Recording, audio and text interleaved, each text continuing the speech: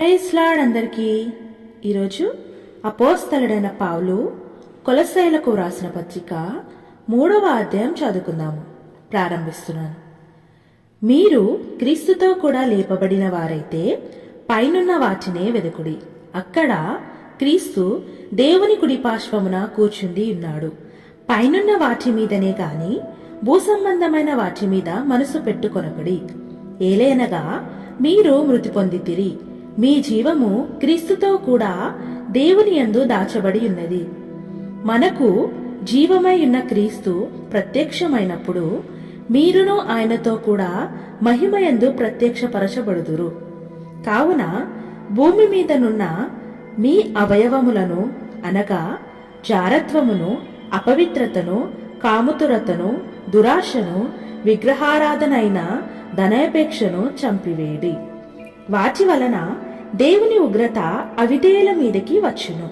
పూర్వము వారి మధ్య జీవించినప్పుడు మీరును వీటిని అనుసరించి నడుచుకుంటిరి. ఇప్పుడైతే మీరు కోపము, ఆగ్రహము, దుష్టత్వము, దూషణ, మీ నోట బూతులు అను వీటినన్నిటినీ విసర్జించుడి. ఒకనితో ఒకడు అబద్ధమాడకుడి. ఏలైనగా ప్రాచీన స్వభావమును దాని క్రియలతో కూడా మీరు పరిత్యజించి జ్ఞానము కలుగు నిమిత్తము దానిని సృష్టించిన వాని పోలిక చొప్పున నూతన పరచబడుచున్న నవీన స్వభావమును ధరించుకొని ఉన్నారు. ఇట్టి వారిలో గ్రీసు దేశస్థుడని, యూదుడని భేదము లేదు. సున్నతి పొందుటయని, సున్నతి పొందకపోవుటయని భేదము లేదు. పరదేశి అని, సిటియునడని, దాసుడని, స్వతంత్రుడని లేదు గాని క్రీస్తే సర్వమును అందరిలో ఉన్నవాడునై ఉన్నాడు.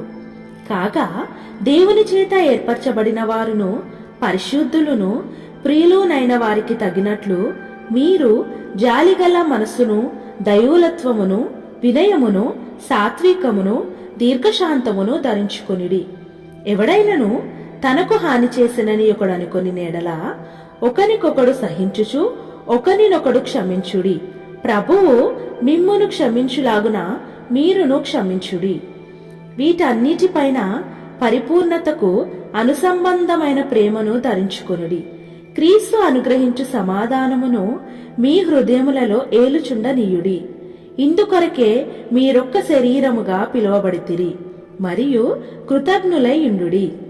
సంగీతములతోనూ కీర్తనలతోనూ ఆత్మ సంబంధమైన పద్యములతోనూ ఒకరికొకడు బోధించుచు బుద్ధి చెప్పుచు కృపాసహితముగా మీ హృదయములలో దేవుని గూర్చి గానము చేయుచు సమస్త విధములైన జ్ఞానముతో క్రీస్తు వాక్యము మీలో సమృద్ధిగా నివసింపనీయుడి.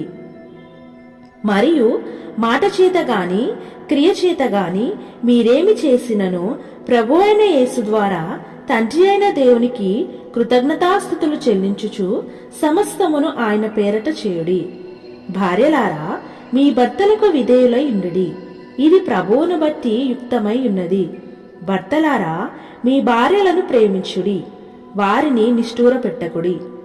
పిల్లలారా, అన్ని విషయములలో మీ తల్లిదండ్రుల మాట వినుడి, ఇది ప్రభువును బట్టి మెచ్చుకొనదగినది.